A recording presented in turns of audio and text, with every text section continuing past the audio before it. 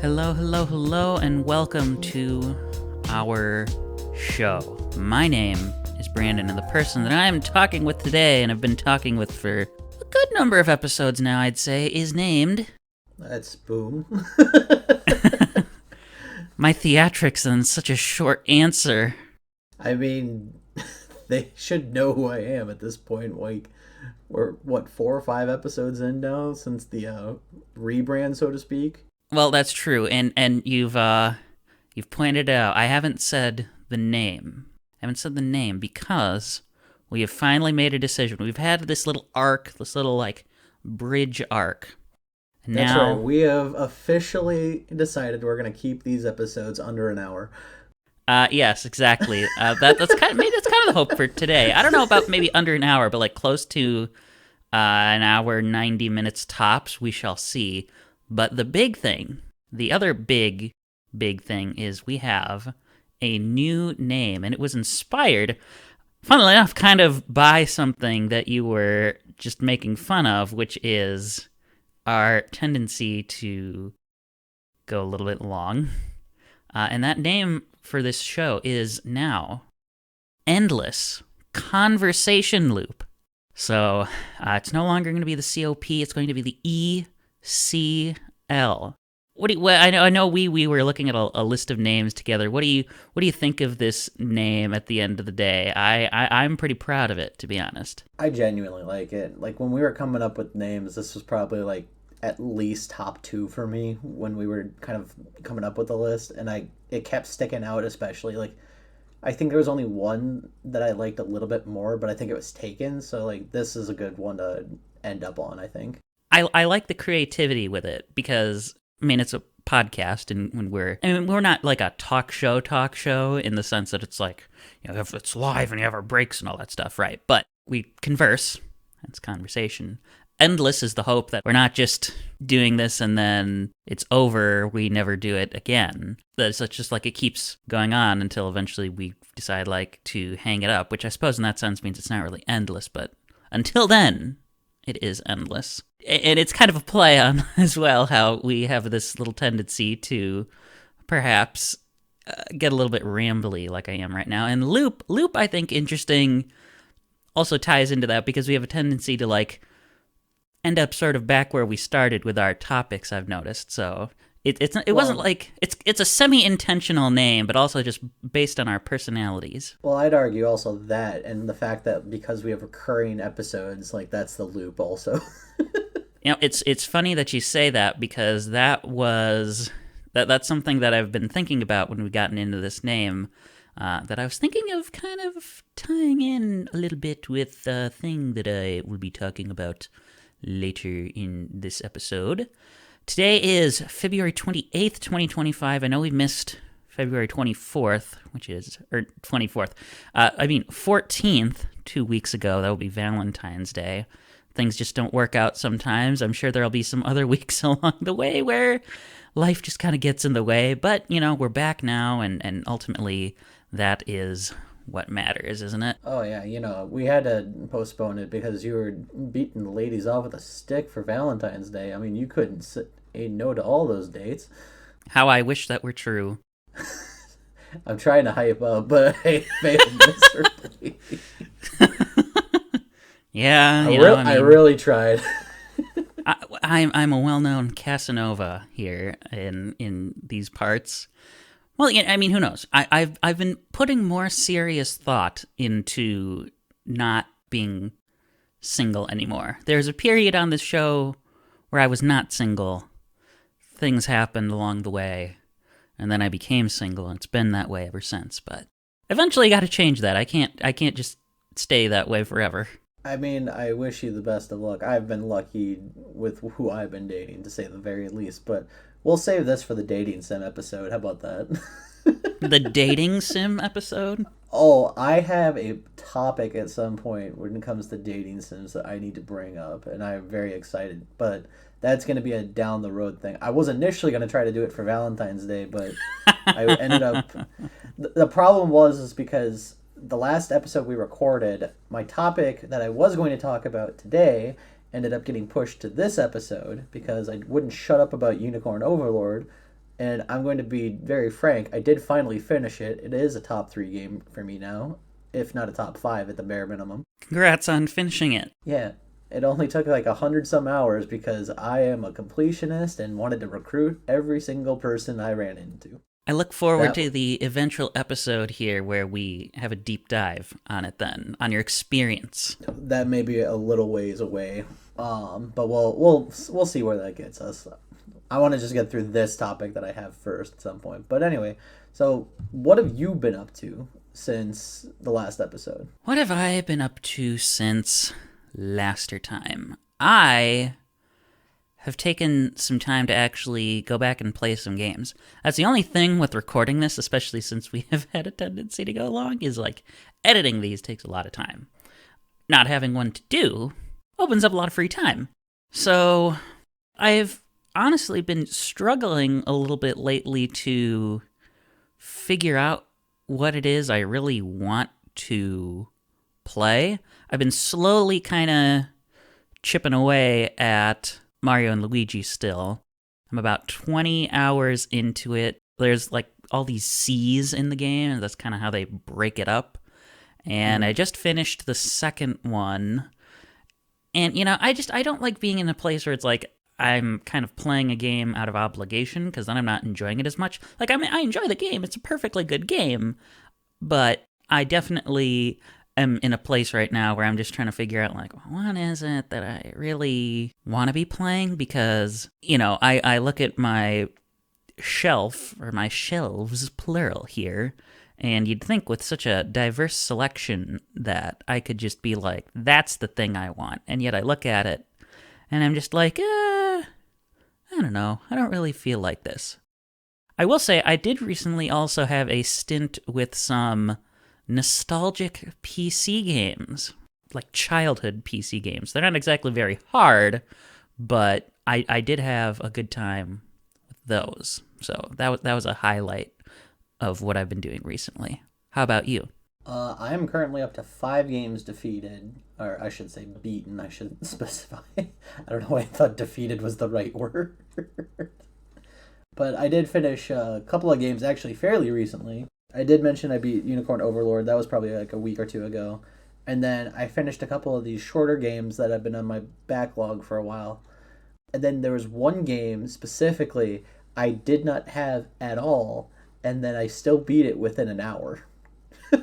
I didn't know rentals were still a thing. How'd you do that? It was free on Steam, so that did help quite a bit. And I'm still debating if I want 100% like for all the achievements, because like it is a fairly short game that I could probably do it all in like at least a day, if not less. But I beat the original Metal Slug because I have that on Steam, and that was fine. I can definitely understand why that game was like a quarter eater back in the day, because like even trying to play it on keyboard and mouse or on controller, like there is no good way to like set up your buttons that makes sense. So that was a nightmare on that front. But I ended up beating it like in an hour or two. And then the second game that I beat recently was a game called The Were Cleaner. It's this weirdly cutesy art styled game, but it's following you, who is a werewolf that is also the nighttime janitor. I like that idea. It's fun because it's like you have to avoid everybody from like seeing that you're a werewolf, because like the whole plot of the game is that everyone has to work a week of overtime at night on the night shift, or you don't get paid. And like because he's a werewolf, he was like, oh cool, I just have to work the day shift, no problem.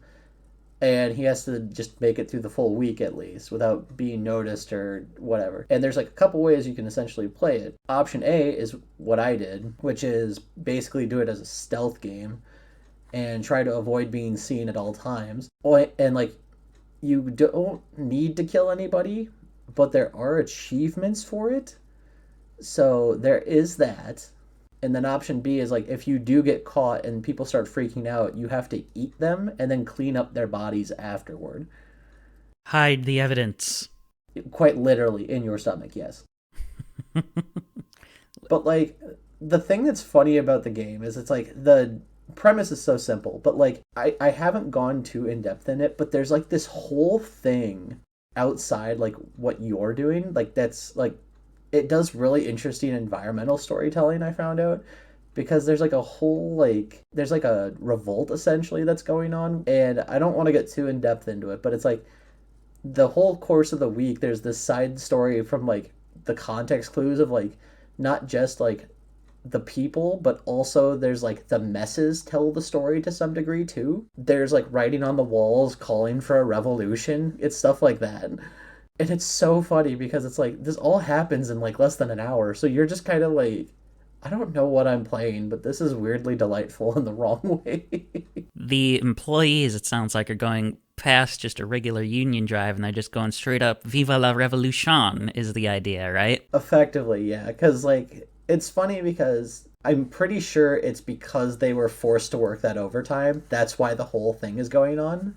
But like you and like one other guy are the only ones who are actively doing the specific work that you're supposed to be doing. So everyone just has such a visceral reaction to it, which, I mean, hey, I could see where they're coming from. Like, no one, I think, wants to be deeply inconvenienced in that way, but it is a little bit of an extreme reaction compared to like where I started, like, a little bit more standard labor practice would probably make more sense if it were really that big a deal to them, but... Right, and like, I can't suggest this game enough just because, A, it's a very quick play, but it's also really fun just for the simplicity of it, and like, just, it's so doofy, and like, the fact that like, it's a cutesy art style is even like, it's such a weird mixed bag that I'm very happy to have found it by accident. My girlfriend and I were watching a YouTube channel where they were playing it, and I was getting mad because they sucked at it. So I got it and I downloaded it and I just played it. And I'm like, okay, I beat it before they did. That's pretty funny, isn't it? I know the ending before they do, and I was watching them first. Well, I think it's going to be a one-off for them specifically, which is unfortunate because like they weren't that far away from the ending. It's just that the guy who was playing it is so bad at that he just kept getting caught by the final boss essentially, which is like security is chasing after you at the last day, but you still have to clean up the messes in the building and then get out. Spoilers. It's an hour-long game. It's like, oh no, you couldn't wait 15 minutes for me to get there? No. But no, I highly recommend playing it if you got like an hour or two to kill, and just it's free on Steam. It's such a weird game that I feel like people should experience it. You have no excuse when it's the best price of all. Yeah, the 5-finger discount kind.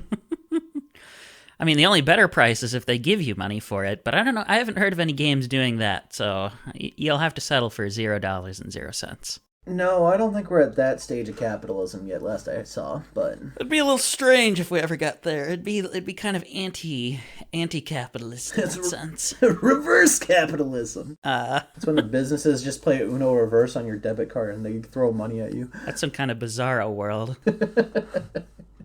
Well, I don't know that we ever came to a full decision on whom we wish to have go first here. We've got good reasons for why either of us could go first in our big boy topics. I would say let's do mine first, mostly because it was supposed to be the last episode, so let's just knock it out of the park so we can say that it's actually been said.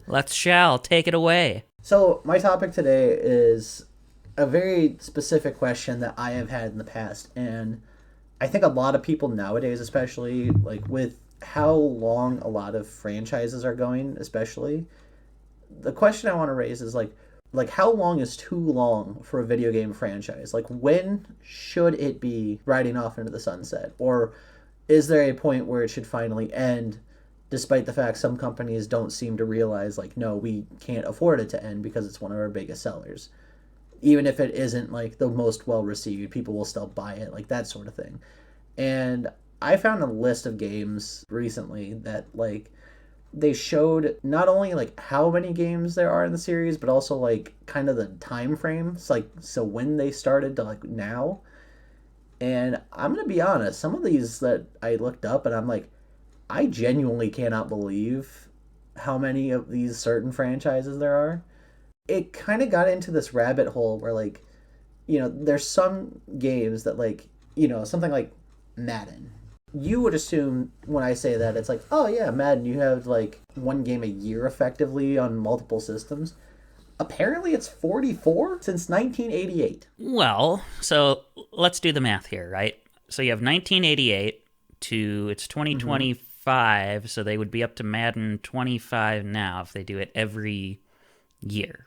So there's 20. Well, that's the weird thing is they had a Madden 25 prior because it was like the 25th anniversary before like the Madden 2025 version. That's a good point. Like Madden is a weird franchise number wise, but well, I'm just thinking. So I assume 44 doesn't include whatever entry will be this year, right? Or does it include like this is the one that's going to come out in 2025? I don't believe this is the one for this year. I believe it is everything prior to this year. But, like, the fact is like, you know, Madden's been around. It started in the 1980s. It was 88 when it started. And it wasn't the Madden we know today. Yeah, didn't it start as more of, like, a simulation game? Not quite. Like, it was still Madden, per se, but it was, like, under, like, John Madden Football, I think, if I remember right. It could be something else. But, like, it wasn't, like, just Madden, NFL, whatever year it is. Like, it was a specific game, and then it became almost a yearly occurrence that they kept going and going and going. And that was a franchise that kind of really started off the list, or you could say it kicked off this list. Football jokes. But the thing is, like, I know there are a lot of people who look at Madden and other sports games, like, not just strictly Madden, but this was, like, kind of the biggest example I could have said, where we have a game that effectively is not always innovative version of the game. Like, there's not always something new to the table in every rendition of Madden. Some people would even argue that it's effectively just a glorified update that you pay $60 for every year, so that all the rosters are up to date, all the players are actually where they're supposed to be, instead of, oh, we're going to do this, and, you know, instead of updating it, we're doing it this way. It's like, that's kind of a cheap out. Like, if I'm being honest, like, I understand you got to make money, but, like, it's one of those things that I don't understand. Like, if you don't have anything new to add, just run it as an update, I feel like, at that point. EA would lose a metric ton of money, though. I have wondered when we're going to get to the point, especially because you said, like, an update. I wonder, would it make them more money, because that's how EA thinks, is all in dollar signs. Would it make EA more money to make these new releases every year and people have to pay the $60 or $70 or however much it is for a new game? Or, and I hate to be putting this idea out into the world because it seems like something they would do, would Madden end up becoming, or even just any of these other sports games, would they end up becoming a subscription service? That is actually a very good question. Because the first thought I had is like, well, why haven't they gotten to the point yet where it's like we're just gonna have a new DLC every year and it's gonna effectively be an update, but you have to pay for it. And I was like, well, if it's every year, that's just a subscription. Right. You're literally getting a physical copy of a subscription at that point, like a loot box almost. Right. Well, and in this case, I hate having brought this idea up here because there's already enough subscription services, and I don't think people necessarily want to pay for more, but, like, you know, if you're someone who's into Madden, you probably buy the new game every year. So you're effectively subscribed already, right? So I'm just thinking, you know, why wouldn't there be I guess you'd almost need to have a new version, but it would also need to be a subscription. I guess there's probably some technical complications with how it would work, being why they can't do it like that. I think, honestly, like, kind of bringing up that idea, I think the reason they do it is because they know it's going to be a big seller every year. Because there are how many casual, and I use that term kind of loosely here, but there's a lot of casual video game fans who happen to be sports fans. There's a lot of overlap in there. So, realistically, if they were to go to the subscription model, so let's say that, like, Madden 2025 is the last physical game that they do. And from that point on, it's a subscription-based service where they update the rosters at all times, maybe add some features. It would make sense, but the amount of money that they would be asking for would probably ruin them if they did it that way. Let's say if it's $60 a year. That is an astronomical amount of money that nobody's going to play, or no one's going to pay for at that point for Madden of all. But they also already will pay full price for a new copy of a new game. But they'll get the copy, though. We're talking about a subscription service that's effectively a glorified update in this case. So in that aspect, I don't think that it's a smart move for them. Yes, it would cut some costs. It would avoid having to make physical media and all the distribution, all that stuff for the physical versions of the game. They would save a metric buttload of money in that. But I think it would lose them money because people would get pissed off after realizing like this is their version of the norm, and it would be a bad faith decision on their end. But I do think in the case of Madden, I think what Madden needs to do, and I'm not saying it has to get sunsetted, I think what it needs to do is it needs to have like a game like every 5 years or even every 3 years, and run the updates for the rosters like we were discussing, but do that as a free thing, and then every 3 to 5 years it gives you time to actually make a game that has something innovative, whether it's, updates to like the superstar mode or the franchise mode or something to that degree. There are ways to improve on Madden, I'm sure of it. I haven't really played it religiously since like Madden 06 on the GameCube, but like I remember playing superstar mode when that first came out on 06 and I loved it, and there are later versions that improve that too. So I think the big thing that they should do is like they should look into maybe just dropping down a physical release every so often and allow them to just kind of like create a new product, so to speak, that will actually be worth the $60 or at that point probably $70 price tag, whatever it might be. But I don't think Madden is going to go away ever. Unless, like, for some reason EA really craps the bed on this and gets to the point where, like, it's such a bad faith decision that EA loses, like, millions in revenue. Well, I mean, they did lose FIFA, but they're still making their soccer games, so it's not really that different. It just doesn't have the license, so... But I think with football, like American football, it'd be a heck of a lot harder without the NFL license. Very. So, a couple other examples that I wanted to bring up was Call of Duty, Assassin's Creed, and Resident Evil. And I'm going to start with these ones first. I have a few extra ones before we're done. But I want to talk to those three also because they are very big examples, I feel like, of franchises that people would argue have gone for way too long in some cases. Call of Duty seems to be the big one, and it kind of has the same Madden effect to some people where it's like it's a new game like every year or something like that, and it's just a lot of the time it could end up being like it's just a glorified map pack or something. At the same time, if they give you like a really good story, like give them a good solo mode, then it's probably worth the price of admission. But COD stories are very hit or miss, I know. Well, but another problem there is I think about how many people are really playing the campaigns. To me, it just seems like it's been a thing for a long time that people will just pick up these FPSs and it's exclusively for the purpose of playing multiplayer. No, I fully agree. And I even brought up, it's like Warzone feels like it's more important than the mainline games in actuality. Because like Warzone being like the battle royale type, like that was the big thing.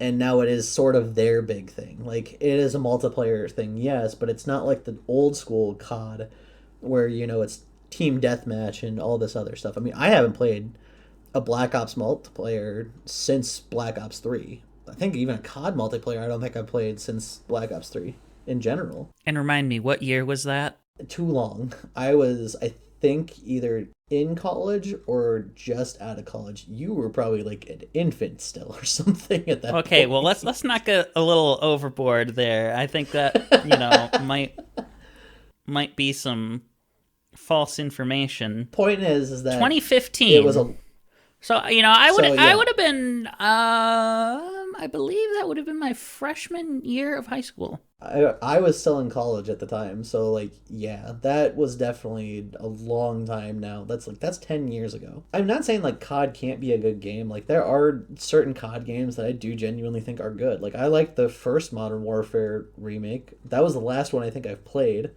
The last like insanely good story I liked, I think, would probably have been COD World War II. And I remember that one only because like it stuck with me because of the story. As weird as that might sound, like we just kind of bashed on the story being like kind of an afterthought. I'm like, that was probably the first story in a while when I was playing COD that I was like, oh, Oh, because like there's a point where like you're going through like one of the concentration camps, and it's in first person. Like you're trying to find your soldier like mate, and he's somewhere in that camp. It is weird and it hits you hard to be experiencing that in first person, like in, especially when it's something that like I had only ever read in like textbooks. It's definitely got to be an impactful experience to see that. It is. And like at the time it was a very, very like sobering moment, I think, too, when it came to it. Cuz like I'm a very empathic person just in general, and I just remember like after I finished that game, I just sat on my couch and just kind of like was still digesting what I had just witnessed. Like it was a lot, and I still think it's like one of the better stories of the series. I'm not saying like it's the best game. It's like there's plenty of good COD games, both in story and actual combat, that are way better than World War II. But that was the one that I think left the most lasting impact because of the story, though. Right, you compare that to, I mean, well, there's the one that was in space, right? Like, okay. Yeah, I never played Infinite Warfare. Does anyone really remember that one in a genuinely, in this case, impactful way? Literally, the only thing that made a mark with that game is the press F to pay respects meme. That's it. Pretty much. Because that's literally what that game is only known for, it feels like. And having the most controversial actor at the time being the person who was the bad guy in that one. I'm not naming names, but if you know, you know. Yeah, I mean, that, probably didn't help things at all now, did it? No, it did not age well, because I think that was all prior to the allegations, and that definitely didn't help after the fact. But no, I think Call of Duty in that aspect, I think is in the same boat a little bit of like, I think they can kind of roll back the amount that they come out with. Like, it's 21 games since 2003. Black Ops 6 I heard was really, really good though.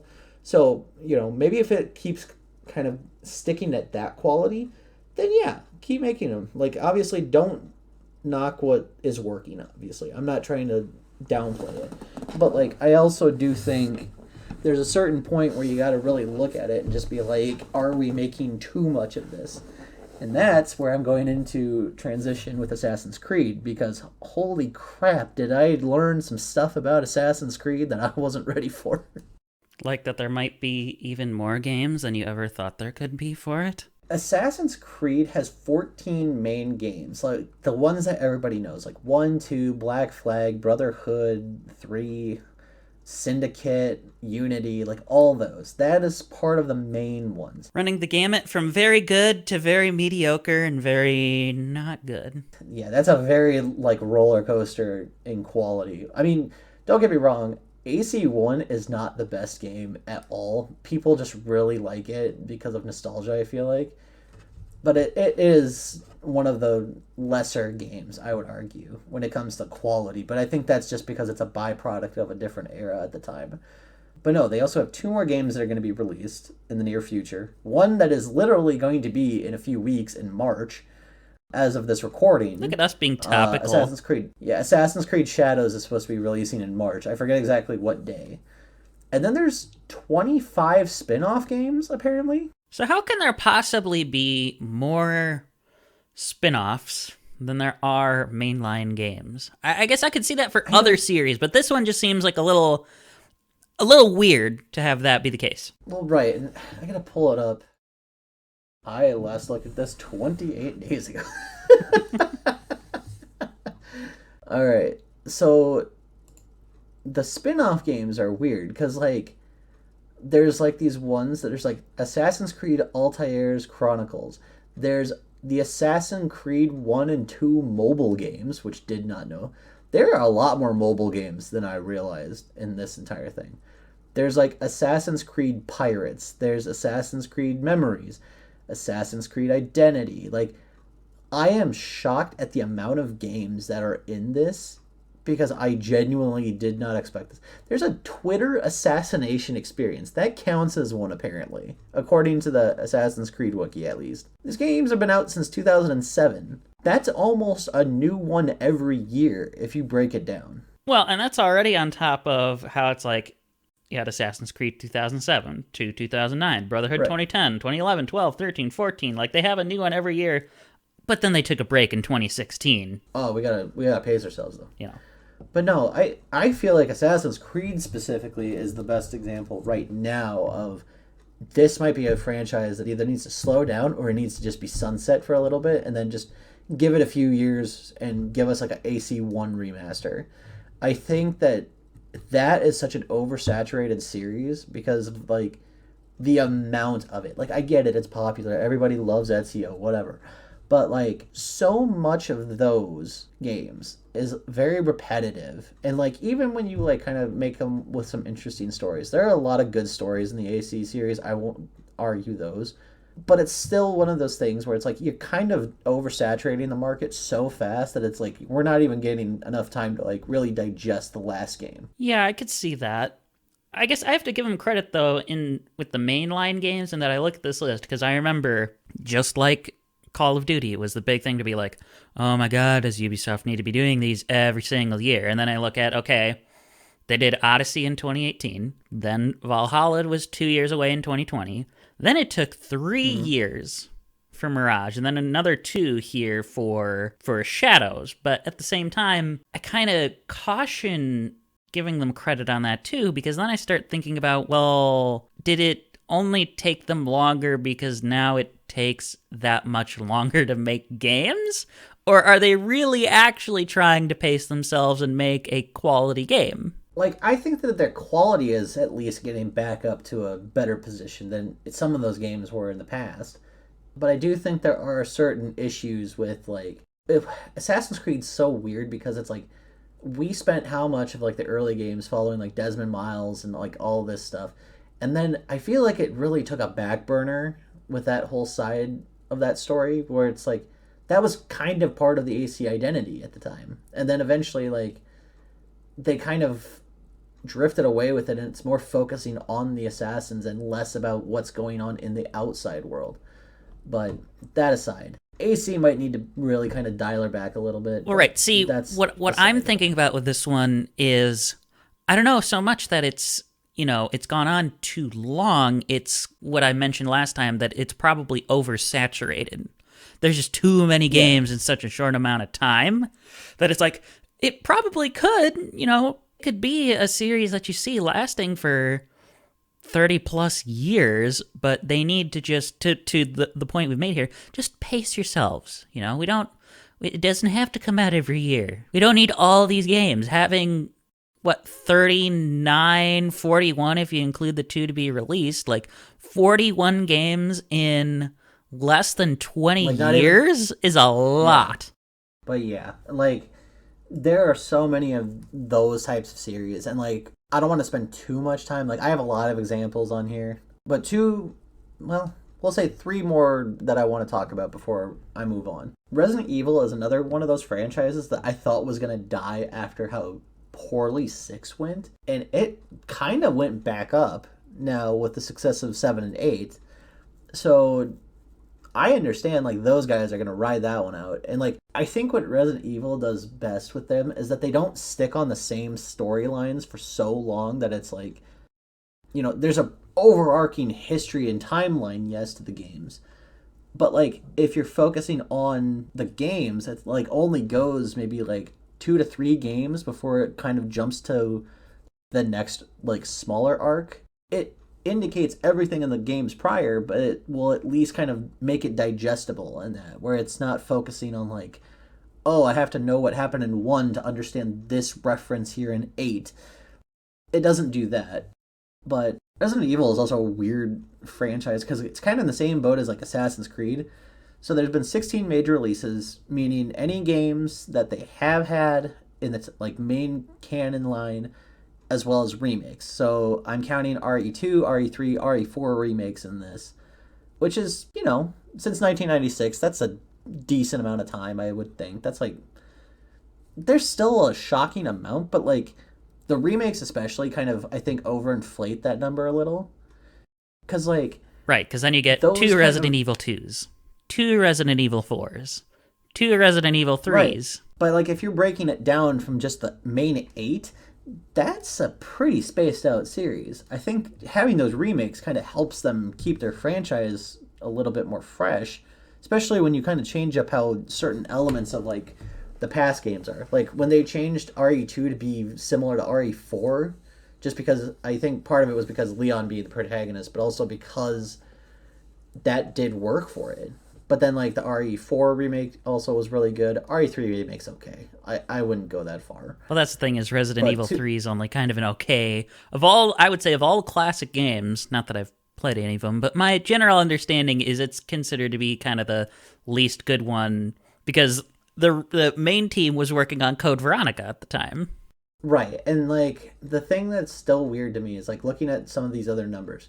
There's also 15 non-major releases, so not games that were like anything like that would be a typical Resident Evil game. But it counted things like Operation Raccoon City and Project Resistance, like these weird asymmetric multiplayer games that like did not do well. I remember one of them, I forget what name it was. I don't know if it was Operation Raccoon City, if it was something else. There was one they were trying to make like effectively an esport and it just tanked so bad. Yeah, And I then, don't really think of Resident Evil and esport in the same sentence. I don't know. Maybe that's just a me problem, but Resident Esport. exactly. But like the weirder thing is knowing that they're mobile games. Like there's 18 mobile games in the Resident Evil franchise. And when I say mobile, I'm talking partially as like handhelds. Like there are like or what is it? Resident Evil Gaiden for like the Game Boy Color. But then there's like the RE2 version of or I'm sorry, the Tiger 99X version of Resident Evil 2, which is insane when I looked that up. I am shocked. It's so bad. I mean, that's pretty crazy. That, and if you want to stay on Tiger, too, the fact that there's a Gamecom version of Resident Evil 2, like, why? Yeah. And then there's also, these are guilty pleasures of mine, but there's the on-rail shooter Wii games. What is it? Umbrella Chronicles and Darkside Chronicles. They are weird. Like, because it's a Resident Evil on-rail shooter, it's kind of a really watered down retelling of a lot of like, I think it's like 3 games each that they typically do. And then there's like a separate plot from those that's like, they're retelling the first 3 games or whatever in like a flashback. And then there's also this stuff that's going on like in the quote unquote present at the time. And I'm like, these are weird. I love it. Like I'm a sucker for on-rail shooters. Like I played a bunch of Ghost Squad back in the day from like arcades and stuff like that. So I love those games personally, but not for the quality of like storytelling. It's strictly because ooh, zombies, ooh, point screen and shoot. That's it. It's Capcom's House of the Dead, basically. Like, you know, if Sega can do it and we've already got our own horror franchise, we can do it too. All right. And then I think I'm going to do one more just to kind of illustrate the points here. 2 Nintendo franchises specifically are shockingly beating this trend, I feel like. And that's Super Mario and Pokemon. Pokemon, I think, is kind of the more topical one here because as of recording, they just released a new trailer for Pokemon ZX, which will be the 137th game in Pokemon. That is counting all spin-offs, that is counting all mainline entries. That's insane. Now, mind you, I'm counting like separate versions as their own entities, which in some capacity is its own game. But I can understand if people are like, well, that's not quite the same. It's like red and blue are kind of like it's a tandem thing. But it's like, but if I have to play 2 different versions to beat both of them, it's 2 separate games at that point. I don't care that I have to trade with somebody else to get X, Y, Z Pokemon or whatever it is because they're like yellow version doesn't have Weedle. I don't understand that. Like I'm almost 34 years old and I genuinely do not understand why Weedle is not in yellow version. I'm so angry about that. You have to trade to get it, or it's just not in it at all? You have to trade to get it, but from red and blue, because Weedle, Kakuna, and Beedrill were part of the Pokemon you could not catch in yellow. Like, that has been a staple for every Pokemon game, but it was a weird choice, I feel like, to have. It's definitely like... It's like one of the earliest bug Even types. as someone who doesn't know Pokemon, it's out of the blue. Yes. But, like, I think what Pokemon does well when it comes to that, like, they've been able to do so many games for so long. It's that they kind of try to keep reinventing it a lot of the time. Like the newest game that's coming out, Pokemon ZA, has an interesting battle mechanic now where you can actually guide the Pokemon and avoid the attacks in real time, as opposed to like it being like a full-on turn-based style of fight like it has been in the past. They're taking the real-time plunge. Well, yeah, but I feel like a lot of people were excited about that when they saw that in the trailer, from what I saw, because it kind of reminds them more of like the show, because it's like, in the show, Pokemon would be able to just kind of like run around avoiding attacks at all times. It's like this is kind of a step more toward that, and it's a more active thing of battling in that sense, because now you're not, just picking a move and waiting for them to, go through the animations. It's, oh, you have to actually be paying attention, because if you get hit by one wrong move, you are probably out. So it's interesting in that aspect. I don't know what like it's gonna do in terms of like actual battling per se, but it's a cool idea, and I can definitely get behind it. And like I would even argue like some of my favorite Pokemon games are part of the spin-offs. There are 100 spin-off games, like in the Pokemon franchise alone. This game's been around since '96, so we are at the 30-year mark. 30 like years next year, yeah. And like you gotta factor in, like we have the Legends games that are the most recent entries in there, but there's like Pokemon Pinball, Pokemon Stadium, Pokemon Mystery Dungeon, Pokemon Rumble, like the Pokemon puzzle games. There's like mobile games that exist. Did you know there's Pokemon Sega games? Well, I brought this up last time. If assuming it's what I think it is, it doesn't necessarily surprise me. Kind of like, actually, that was something I wanted to mention with Resident Evil. The fact that there's 18 mobile games doesn't fully surprise me, because Japan loves their portable games. It's like the fact that there's a lot of portable games there, whether it's DS, Game Boy, or like mobile in terms of like, mobile, like your cell phone, doesn't surprise me as much. If it's what I think it is, which is that they are for a certain educational Sega piece of hardware, then it won't surprise me. If it's like an actual like normal system and I haven't heard of it, then I will be surprised. Well, like even like there's some stuff where it was only exclusive on Microsoft Windows. There's like the Pokemon Play It games. There were 2 games that were on Microsoft Windows that were Pokemon focused. Pokemon has such a weird, wide range of stuff that it's kind of impressive. I don't understand how a game can like have its fingers in so many different pies, so to speak, and it just miraculously is successful almost, I would argue, 80% of the time. I'm not saying every one of these was a winner, but like you rarely see the failures. I think the last like honest to god failure that I remember is like Hey You Pikachu, because like it wasn't that good. No, I'm sorry. Pokemon Channel was worse. And I only know that game because we had it growing up, too, for our GameCube back in the day. I don't know. I mean, they never made a Pokemon Dash sequel either, and that could... who knows? That could have been good. Dash. I forgot Dash existed. Yeah. They don't always hit, and that's okay. I think another interesting thing, too, since I'm looking at this list, wow, I can't enunciate. I didn't think about this last time, but since we've brought up Mystery Dungeon as well, we have to remember Mystery Dungeon is also an entirely separate series, right? So we've got, in this pile of 100 spin-off games, we've got a whole nother series invading it that itself has a good number of games as well. Oh, right, and I think that probably makes up the largest chunk of the spin-offs. Like it's series within a series at that point. But I think the big thing that I'm just impressed by is like I really just am always happy to go back to Pokemon. Like I don't know how to better explain it than that. Like if I go back to like some of the older games, it gives me like this nostalgia feeling. But then if I'm playing some of the like more newer games, like I might be in the minority on this one. I really like Sword and Shield personally. I think they are much better than Scarlet and Violet by a long shot. Scarlet and Violet do the world better, but Sword and Shield do the story better. And like it just handles better too. Like it's not stuttering frame rates at all times. Like Scarlet and Violet was like like the games that feel like they should have waited until the Switch 2, or at least like they should have kept it in the oven a little bit more so that like it would be able to function a little bit better. Because like I don't need to have my game slow to a slog because it rains. You know what I mean?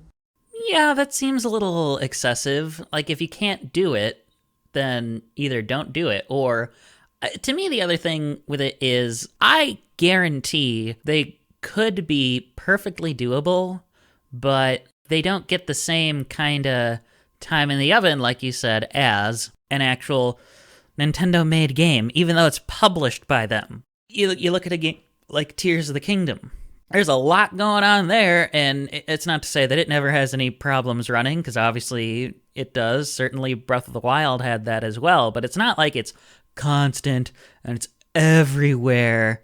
And it's just like, why can you not do that for Pokemon? Like, is the money that you get instantly because it sells so well that worth tarnishing the quality? Because you're just hurting yourself in the long term there. I mean, I suppose we'll see how it goes with ZA, because I feel like ZA is going to be kind of like a mix of what we would expect from a Legends game, I guess, at this point. But hopefully, it's at the end of the day, it's going to be at least a good entry. That's what I only care about at this point. Is as long as it's a good game, I'm fine.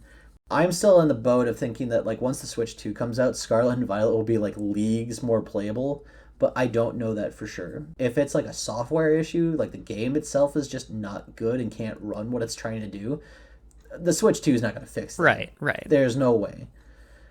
So, but no, and kind of to piggyback one more thing, like Super Mario is like one of the most iconic, if not the face of video games at this point in terms of series. Since 83, this has been a franchise that has, as of last counted, over 450 games, including spin-off titles. So that's counting like all the Mario sports, that's counting the Mario and Luigi games, all the Mario parties. There are so many, and it's in the same boat as Pokemon. It has like all these series within series.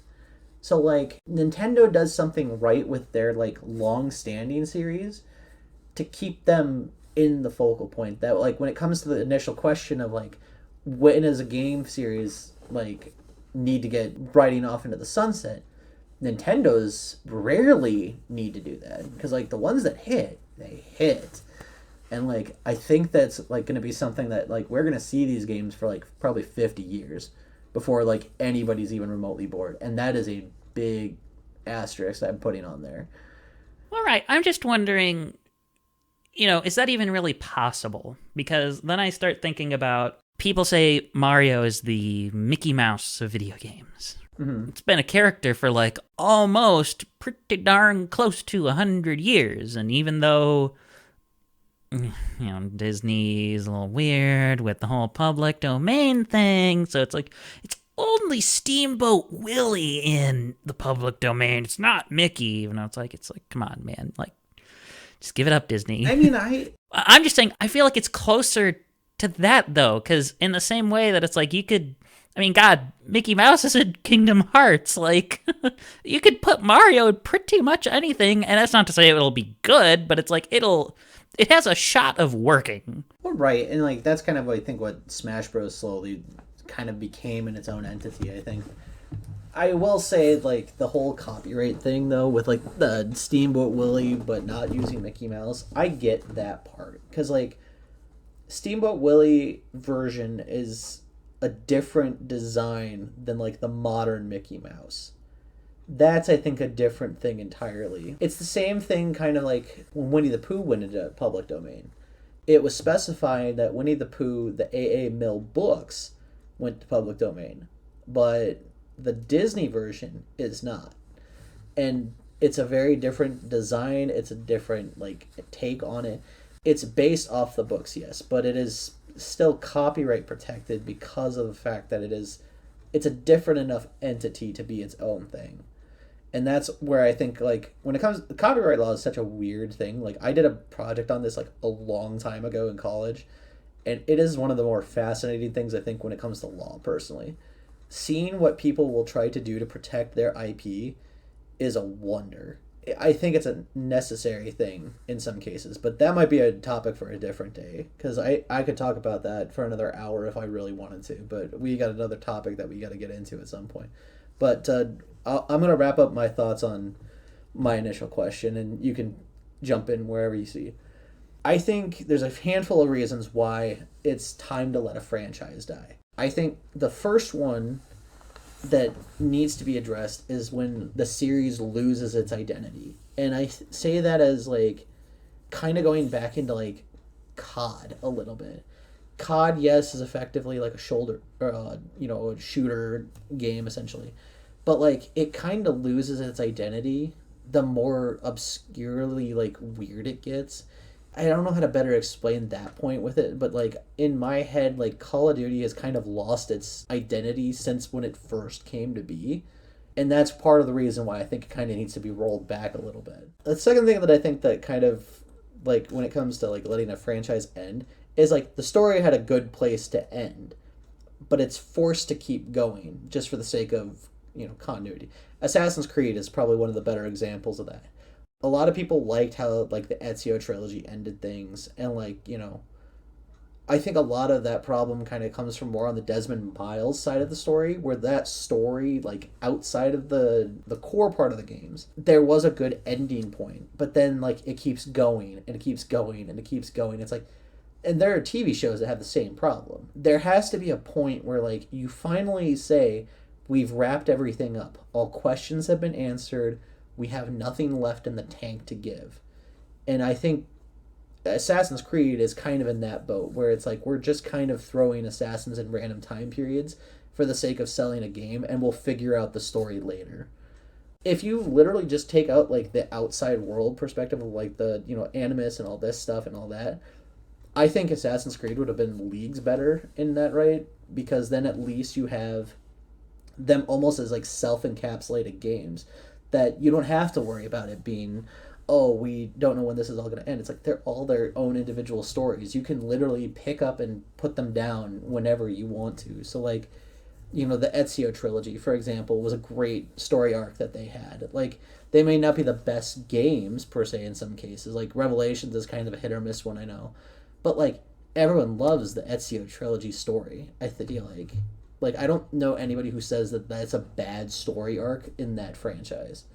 Kind of being able to encapsulate these, like, stories of the assassins themselves instead of having this overarching narrative of, like, one guy is the whatever. I don't have a lot of experience with all of them, so, like, maybe my views on this is a little skewed because I haven't played every single Assassin's Creed, admittedly. But I do think that is kind of part of its issue. Well, and kind of in that same boat, what this is making me think of is if I start thinking about the other side, I start questioning, well, if people like this, who am I to tell them to be like, well, they can't do anymore. It's kind of over. A series that I know we do both very like, a certain Capcom series, right? We love our Ace Attorney. It could have stopped at Trials and Tribulations, because that's where Shu Takumi wanted to stop it. But and honestly, like they kind of tried what he really wanted to do with Apollo Justice was that kind of idea. I think there's something to be said for people just want to keep having the gameplay as well. We don't have to do an Ace Attorney with Phoenix Wright. They could have done that. But people love Phoenix Wright, and Capcom knows people want him, so they have to make him in there. So you're in this weird catch-22 where you're right. Is it time to end that? But also, is it right to tell people that you just can't have it because reasons at the same time? I don't know that I'm explaining this super well, but I think you kind of get the idea here. I get where you're coming at. It's effectively saying that it's like, we'll continue the story, but like the main characters that you're used to, they're essentially no longer going to be in the starring role. That's kind of why like in the later games, like with 4, 5, and 6, Phoenix Wright takes kind of a back seat, which is fine. You give the spotlight to other characters, he can still be in the background. Like, his story can continue in a lesser capacity. I don't think anyone's going to argue on that one. But like, you don't want to keep forcing the story because like Trials and Tribulations was a really good way to end the Phoenix Wright story for him. And the later games, it's like, yes, there are things that involve him later, but it's like they are, in comparison to what's going on in the main story, his is kind of a second thought. Like, it's cool. Right. And I don't think we need to get into the depths of like all the like, oh, does that make the disbarring a bad thing and all that stuff. That's a whole longer tangent. Dude, we should just do an Ace Attorney episode. That'd be great. We definitely can at one point. I was working through Apollo Justice a few weeks ago, so yeah. maybe when we get through that, we can like do that episode and I can talk about stuff like that. But the point is, like, my point is there's something to be said for you have to have your integrity as the person making the product. So if you want to be like, no, I understand people want more of this. I'm more than happy to give them more of this, but we just need to do something with like, maybe the art style needs to totally change for whatever reason. Maybe we need just totally a whole new cast and like, are some people going to be turned off? Sure. But I need to also make what I want to make at the same time. You see what I'm saying? And I don't think there's anything inherently wrong that it's like, in a series and a franchise, I think it's okay that you want to continue the world building and the stories involved with it, even though you're ending stories with certain characters that people know and love. I think that's okay. You have to do it right, don't get me wrong, but like, it's fine if like Phoenix Wright is now bowing out of the spotlight after, not Assassin's Creed, Ace Attorney 3, and he's now taking a lesser role. They did a fairly good job with like kind of the passing of the torch, that it focuses on Apollo, and then in 5 and 6 it kind of follows Apollo and Athena. It's a smart way to kind of like bridge the gap in there, but like you still get to keep everything about the world you love and seeing the repercussions of those events too. That's something that not a lot of like things in media in general will tend to go into. Some book series will do that, some movies, some TV shows, they'll go that far, but like a lot of the time I feel like it's less about the continuity past the initial movie. And video games love to do that. But sometimes there are points of continuity errors that, like, they don't fully put 2 and 2 together. And I'm like, oh yeah, we did this, so we can't do this. And then it's like, well, if we don't do this, this doesn't make sense either. So it's like, well, shoot. All right, we'll just deal with the plot hole. It is what it is. Or sometimes you just stumble into a way to patch it that makes sense. Who knows? Yeah. And then these two kind of tie in together. But I would argue that sometimes a franchise just needs to die because of either the trends that are going on at the time, or that it's a dying genre and it just needs to be on ice. I love the Gears of War trilogy. That is one of my favorite like stories in general. It did such a good job encapsulating that trilogy story-wise. For like a third-person cover shooter too, like it's great. I don't know if you really needed to make new games post 3, and like they feel forced in some degree, and part of that is because it's like there aren't as many of those third-person cover shooters anymore, because that was when the original trilogy was there. That was the thing for a little while. There were so many games that were trying to copy Gears at that point, and like they just weren't hitting it. And then eventually that trend and that whole dying genre kind of came to be, and now we get like, you know, the occasional new Gears game, but it's like I don't find myself as excited about it because like I already feel like the trilogy was like the right ending spot for it, and it just feels like it's not the right time for this, you know? Yeah. Sometimes it's just, it is what it is. It just can't keep going. Right. Another series that I think about in that same kind of vein too, Mega Man. Yeah. How many games did they just kept going and going and going and going and going and going and going, and then it just stopped. Now it's not to say some of those games that they were going to make in that period when they stopped, one of them probably would have been pretty bad. The other two might have been pretty good. But eventually it's that oversaturation problem. It's just like they keep making more and more and more and more. But now it's had sort of the extreme alternative, the extreme like whiplash of we went from tons of games to all we get is Mega Man 11 and a bunch of collections, and that's actually, that reminds me, I got to play through the Battle Network collection at some point because I'm very excited to play those. I never played those as a kid. They seem like they'd be up your alley as a card game person. Oh, we got it in again. But it was me this time. Well, I think what's interesting about it is it's like the battle system is very different from what a traditional like a Mega Man game is. So that's kind of why I was more excited to try it. Not even like from the card-based standpoint, just in general, it's very different. But no, I think kind of rounding out my topic, and we're already failing at the keeping this under an hour, and I'm sorry for all the listeners. It's all right. I do think there are some franchises, and I made some very vocal opinions on it, like that do need to kind of like at least take a break. Maybe not full on ride into the sunset, like I said, but like I do think there are certain franchises that maybe would benefit from like a 3 or 4 year hiatus and then come back a little bit more refreshed, like there's something new to be excited about, that kind of thing. And unfortunately, there's certain franchises that I think if they do that, they will not succeed because of the fact that some people have like a very short-term memory. Like, could you imagine if Pokemon just didn't have a game of any type come out in like 5 years? People would forget that thing even existed, honestly. You think? I don't know, because I mean, Pokemon is like a cultural... I guess it's not as big as it was in the 90s. No, but like there's an extent to which it was a cultural juggernaut. But I would believe that it would not be as successful without having something coming out at the same time. The recent announcement that had like ZA, and then they had Pokemon Champions that came out also, like as an announcement, like that's another game. So we're going to be at 138 games at some point. We're going to have the next generation of Pokemon pretty soon in the next year or two probably. If they took a 5-year break, it would not have the same level of fanfare. It wouldn't have the same level of following. I think Pokemon would, like, maybe not die, but it would just kind of dwindle a bit. Like, it would not be the cultural juggernaut that it is currently. See, I guess I'm just not on the same page because then I think about the other Nintendo series you have in here. I look at Mario, right? Oh, Nintendo's not going to let Mario not get a game at some point. Well, no, but I'm saying, like... It doesn't matter if there was the gap between New Super Luigi U and Wonder.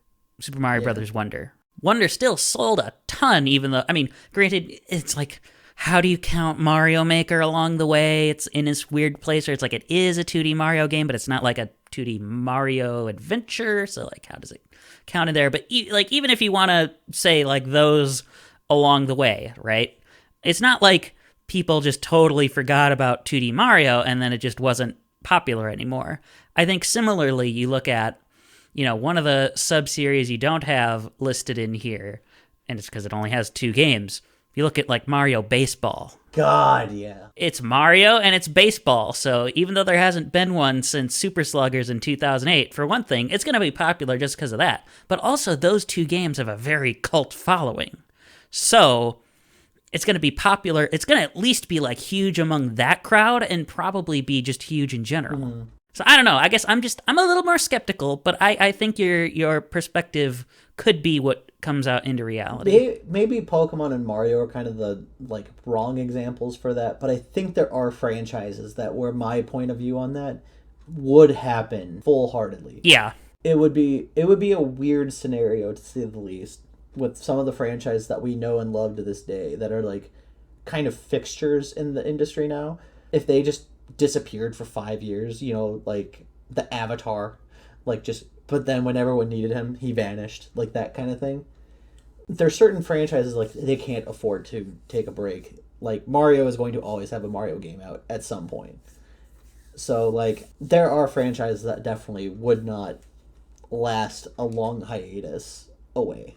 But I digress. Moving on, let's get into your topic. What are you bringing to the table today? Okay, so now that we're endless conversation loop, this is what I was thinking about. I wanted to loop back on some previous things that I've talked about. There's something very short that I actually don't have in the document. I don't know how you're going to respond. That's why I think this is going to be very short. Mm-hmm. So I saw this interesting... I heard about it from another podcast. Now, I read this little piece about what was said in the podcast, but it comes from a podcast. So I want to cite them because they're the ones that say it. There are these two folks who do this show. Their names are Kit and Krista. Are you familiar with them at all? I am. I follow them on social media. I don't really... Well, there you go. I don't have like a lot of episodes of their stuff under their belt, but I know that they were like Nintendo spokespeople for the longest time. Right. I don't listen to any of the stuff they do. I just haven't really felt interested, and that's okay. Right. But I do like I like seeing little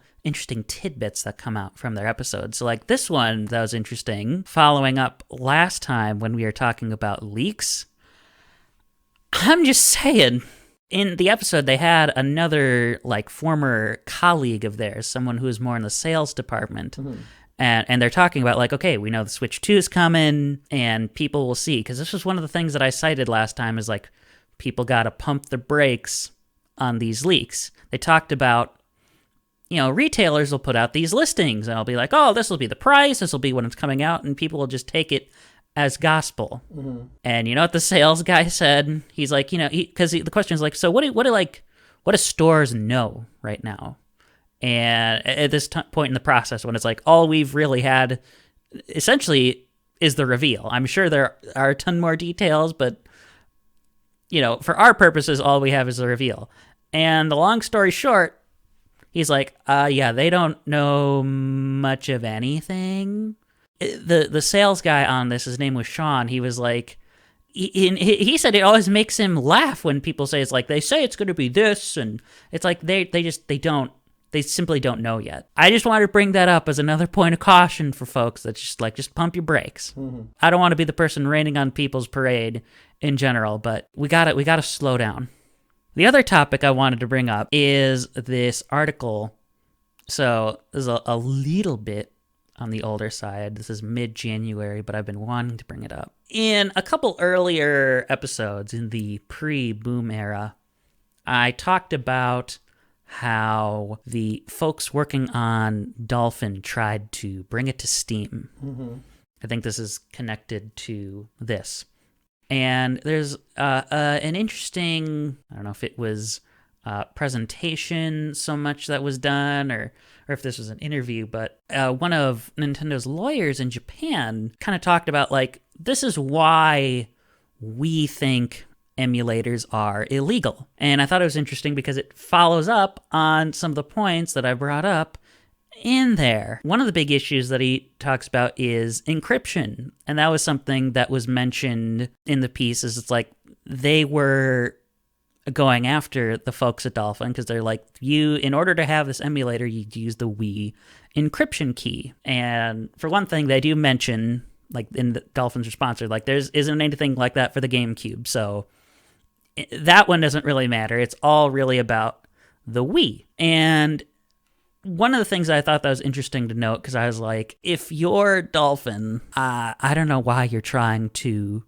poke the bear. And they kept talking about this in the context of like American law. And American law says this, and it makes sense if like you're an American person making this tool. I don't know how you want to think of an emulator, if it's just a program tool. But what he talks about a lot in this article too is in Japanese law, they're much more like stringent on this. I mean, it specifically says if an emulator does away with certain security measures, it breaches Japan's Unfair Competition Prevention Act. So that's a lot more stringent, right? There never was a lawsuit like they talked about, like, well, we need to see a lawsuit play this out. But I don't get why they would want to poke the bear, because that could hurt emulation on the whole, don't you think? Yeah, because here's the problem, and Nintendo is notorious for being anti-emulator, despite the fact that if you really boil it down, the stuff that they do for their online on the Switch are technically emulators. They're using something. They just don't want other people to have their own that they can just willy-nilly give away, like the farm. There's stuff like Project 64 when I was younger that people would use to play N64 games on their PC. Or, like you said, there's Dolphin, there's, how many other emulators out there, just in general, for other systems, not even counting Nintendo.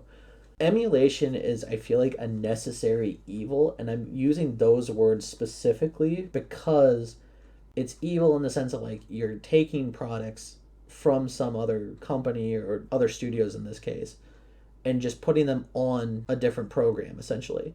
Why I say it's necessary though is because video game preservation, and this is something I am very vocal on when it comes to it. I don't get to talk about it a lot, but I'm going to get on my soapbox here. So strap in, kiddos. Video game preservation has become a bigger and bigger issue the more games that come out. And I say that because if you look back to how much we have lost over the years in terms of games, there are so many games out there that don't exist anymore because maybe they just aren't preserved as well as they should be. Maybe they've just been lost to time. Maybe people didn't realize they were going to be worth something and they just ended up saying, screw it, we're going to throw them away, yada, yada, yada. And if it's not like the main name titles, people don't care.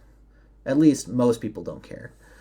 But then it's like, we have how many games that are out there? Like, this is going to be a bad example, and I'm going to apologize in advance because the guy who I'm going to refer to, I am not a fan of anymore. But The Completionist had probably one of the better renditions of preservation in recent years.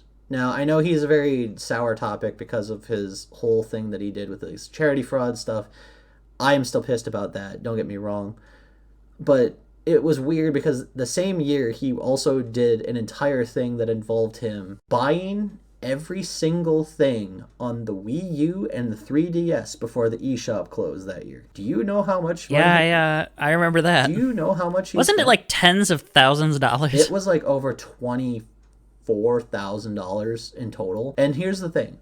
Nintendo at the time, and I don't know if this is still a thing that they have with the Switch, but during the Wii U and the 3DS era, you could not put on more than $250 at a time because it was a built-in protection so that kids wouldn't overspend on their parents. So there was like a flat, like you can't put more than $250 every couple of days.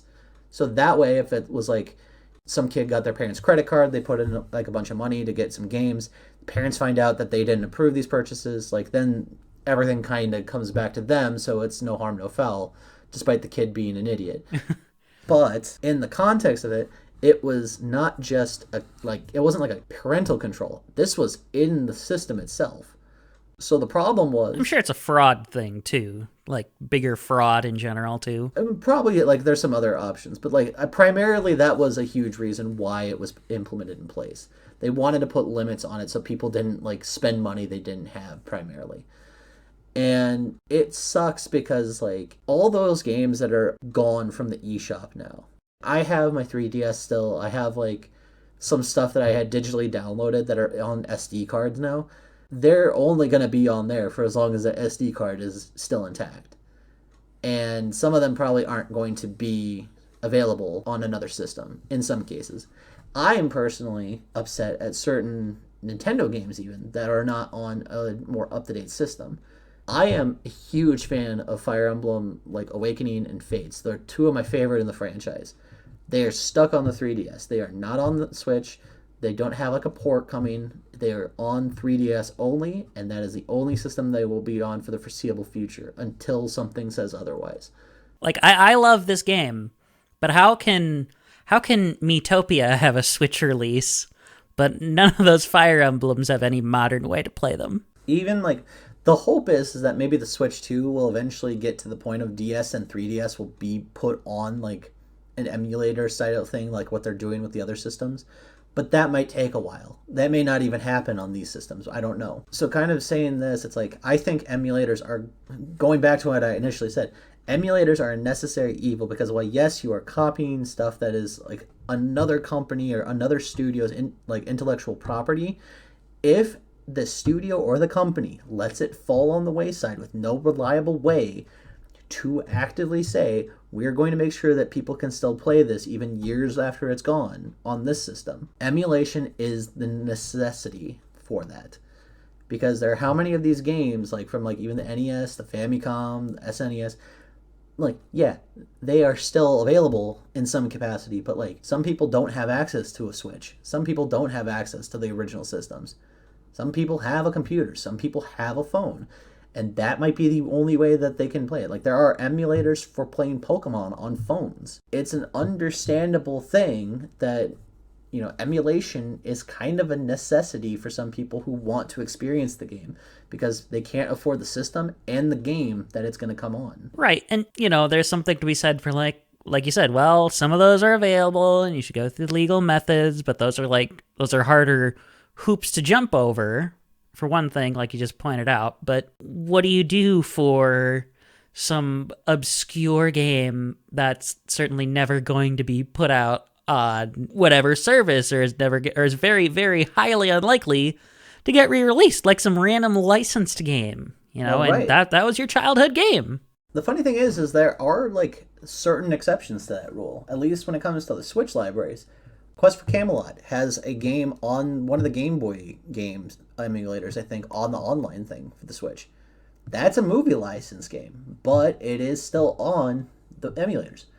So it's not saying it's not doable, because if you can tell me that Quest for Camelot's game from like the 90s can miraculously be found a way to be played on it, I feel like there are other ways that you are able to bring those like lesser games, the not as popular ones, and like even some cult classics. There are ways to bring them into the fold when it comes to reliably finding a way to play them. As they say, where there is a will, there is a way. Yes. Now, I will say, does every game deserve to be preserved in that kind of element?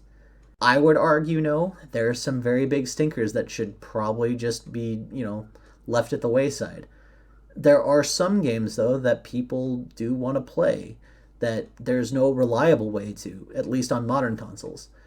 I picked up a game recently from this place in Appleton, and it is another Atlas game, and I had never heard of it before, but it's for the PS2, and I never played the PS2 growing up, so like, thankfully my girlfriend has a PS2, so I'm gonna try that out at some point and kind of see how that goes. But I'm hoping that at some point that all these studios and all these companies understand, like, we're not trying to use emulation. I shouldn't say all of us, but most of us are not using emulation as a way to be like, oh, we're just going to steal from the company. It's like, no, I think a majority of people who resort to emulation, they love games and they just don't want to see those games die out. And I think that... Not everyone who uses emulators be a pirate. Right. Not unless you're Mijima, which I still cannot wait to play that Like a Dragon game, because I don't know why Mijima is a pirate, but hey, we are here. Yar. It seems my pirate impression caught you off guard there. I mean, it just realized that I have another Like a Dragon game that I need to play at some point. Yeah, well, and then there's also something to be said for, like, people are finding prototypes now, and it'd be good to be able to get that stuff out there and just people know about it. But I think the big thing here is that we've kind of touched on a lot of this is I think a lot of arguments that they make are legitimate. Like, people get very caught up in, if you're making an argument that is, in this case, because they're usually the big bad who does it in Nintendo's favor, people are just like, they instantly dismiss you. But it's like, but they have, it's not like they have this viewpoint just because they want to be a jerk. Like, they have this viewpoint for their own reasons, and it's like, you gotta consider them. But it all tends to come to naught when, as you pointed out, the harms for these are pretty greatly diminished, like especially for retro stuff, because it's not like these things are available. Mm-hmm. I really want to be like, he is right. Like, the lawyer argues, like, okay, emulators themselves, maybe they're legal, but because they're used to like circumvent copyright, I think a judge might say they're illegal. And it's like, well, sure, maybe, but it's not like that thing that person's playing on it is available anyway. So you're not going to get any money from it. It's going to be a local game store that maybe has a copy. Like, make it available somehow. Just do something. Like, legitimize your position. Yeah, you guys have a way, I'm sure, to be able to get the game out. Whether it's through the online emulation service like you guys have been doing, or if it's a re-release of a game. the important thing is that there's certain games like that as time goes on will be harder to come by. And like there may be people who want to experience everything that your franchise or that your older systems has to offer. The least we can do is find a way to make it accessible.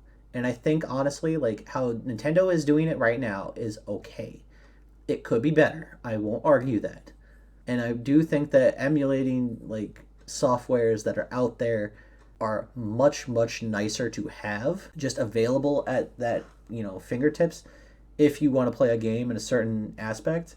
But like not every company, I shouldn't say company, like company in some cases, like YouTubers that have companies, like they may not want to shell out the money to get like a physical copy plus the system plus all the necessary hardware to get the recording software for that. The same way that like there are people who are not going to go out of their way to buy a new system or in some cases a retro system and a copy of the game in order to be able to access or successfully access it, Yeah, and I mean, I think that can be a little bit different, but people just aren't always in the circumstance to be able to do it. Mm-hmm. Piracy is just a thing. It's a tale. It's as old as time. It's impossible to get rid of it. I mean, I don't know how often it's really been something that's been prosecuted. I still wouldn't, do it but I am in a place where I have the means to where I don't feel like I have to do that. Where maybe I won't spend more than $100 on a game. So if the game's more expensive than that, then maybe I start thinking about that. But, that is not exactly something that happens very often. But yeah, that's all I had. I just, I was struggling to come up with something, so I wanted to do something. I still wanted a topic, but I wanted to keep it relatively short, unless you have any other comments on that you'd like to share. Sorry, I spaced out for a second there. It was like, dude. You got the soapbox. I mean, yeah, I've been very vocal. I think there are certain games that do need to kind of be sunsetted. Some need to get a break. And on the other side of the issue, emulation is a necessary evil. I think that's a fair thing to say. Do I say if it's right or wrong? I can't really be the one to talk about the morality of it. But I think that if people enjoy games and companies want us to enjoy their products, they will use emulation not as like it's this evil thing. I think they should use it as a tool in their toolbox to find ways to help other people be able to accessibly get older games or get games that like maybe they can't access. I mean, like we are in a theory of like buying digitally is effectively like a version of that because you have a way to be able to reliably have that on your system even if you don't have a physical copy. Yeah, I mean, I don't care if a re-release of something is literally just a shell of the emulator running in full screen on your system or on PC. Like, if you could do it, just do it at that point. For some of these games, just make them available. Yeah, because we don't want to spend tens of thousands of dollars to get the entire library of a system that's been dead for how many years. Yeah, and it's not like... I would totally understand it if it's like, well, we're still making money off of that. It's been 20 years. You're not making money off of that anymore. It's someone else making money off of it because he sold all your copies. Yeah, like, you can't use the excuse of like, well, it's our product. And I'm like, but are you still making it? Because if it's not the case, these are all secondhand. Right, or go through some boutique label and be like, hey, could we press some new discs of this? Or like, make some new cartridges? Like, again, where there is a will, there is a way. Yeah. I will say this. This will be my final thought on it. I have a feeling that at some point when we are much older, there's going to be a point where, like, you know how vinyl made that resurgence, like, randomly? Yep. I feel like that's going to be the case for physical copies of video games. I think right now, digital is what people prefer if they want to be able to access... I keep saying access instead of access. I think they prefer digital to access these games quicker and more reliably than physical copies because sometimes you won't get a physical version as easily. Myself, I had the FOMO when Pokemon Legends Arceus came out, and I couldn't wait a week to get it from Best Buy because I couldn't find a single freaking copy in the entirety of Green Bay, and I downloaded it from the eShop. A week later, physical copies are still all over the place, and I'm sitting there going, God damn it! Yeah, I've tried to be like, I was a lot more like that in the 3DS and the Wii U type era, but I've been a lot more disciplined now about like, it just makes you feel good being able to like look at it on the shelf, which is silly, I realize, but still. Oh, I'm the same way. I'm the same way 100%. It makes me feel like I'm still in the mid 2000s, and that's the only way you have to purchase a game. All right, well, that's all I have.